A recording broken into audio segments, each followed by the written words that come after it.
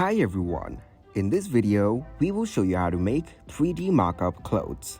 To make 3D mockup clothes, firstly, open the app or Play Store on your mobile device. Once you're here, search for the specific app named as you make. From the results, tap to open this app.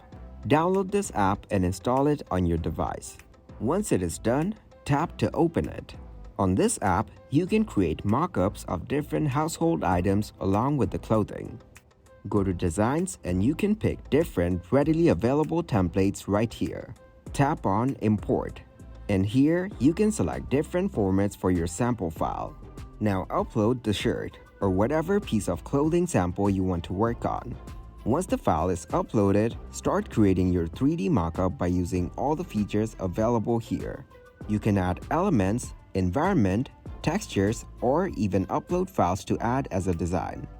You can also add different shapes, exterior and interior designs and customize them as per your need. Once your mockup is ready, you can download it and use it wherever you want. Thanks everybody for watching. Make sure to like this video and subscribe to the channel for more tutorials. Goodbye.